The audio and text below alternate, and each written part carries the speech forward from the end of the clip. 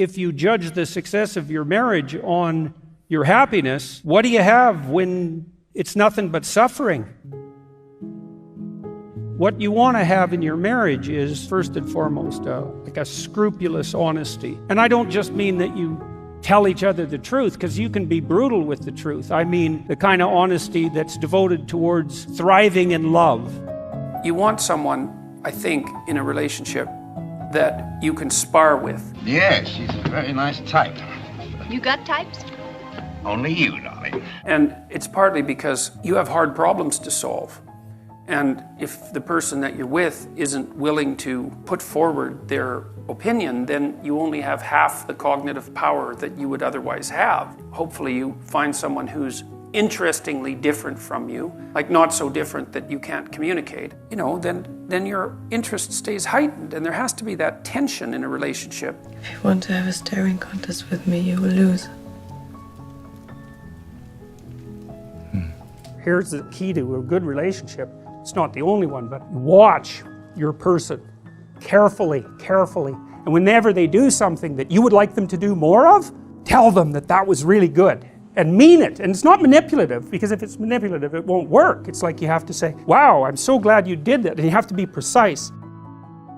If you're dating, when you're establishing a relationship, well, you put some effort into it. You decide that you're going to go out for dinner, and you dress up to some degree, and you try to present yourself to each other in some halfway mutually acceptable manner. And you hope that there's going to be a positive consequence of that you're going to find each other attractive.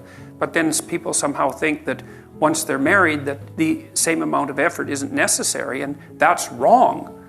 One of the practices that my wife and I have that really helped us a tremendous amount is we had instituted a policy of regular dates.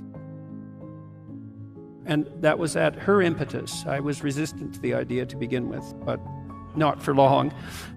When you're exhausted with kids, when you've worked all day and you're kind of up to here and you're tired, it's easy to drop the intimate part of your marriage to number 11 on a list of 10 priorities. When you're an adult with adult responsibilities, you have to carve out the time and you have to make a willful effort, and that's way too important to have it depend on something like unpredictable and arbitrary whim.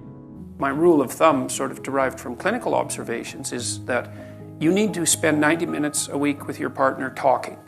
And that means you're telling each other about your life and staying in touch, so that you each know what the other is up to. And you're discussing what needs to be done to keep the household running smoothly. And you're laying out some mutually acceptable vision of how the next week or the next months are going to go together, right? So that keeps your narratives locked together like the strands in a rope. You need that for 90 minutes or you drift apart.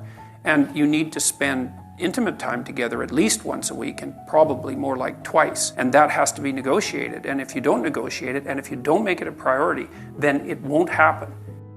What do you want from a partner fundamentally? Well, hopefully, like I said, you're blessed with the fact that you find each other attractive. And I think it's very difficult for the relationship to begin or proceed or sustain itself without that. But having that, then what do you want? Well, you want someone that you can trust. You want someone that you can build a view of the future with. And you want someone that you can negotiate with. And that's very hard to negotiate with people, because they have to tell you what they think. They have to know what they want or figure it out. They have to tell you what they want. They have to be satisfied when they get what they want, which is also a very difficult thing to manage. And you have to continually update that, because your life goes through different stages. And then if you're lucky, now and then, you might be happy. And you might have a clear enough conscience so that in those rare moments where you are truly happy, you can also enjoy it without guilt. And so you aim at something a lot higher than happiness, and then you welcome it if it deigns to land on you for brief moments of time.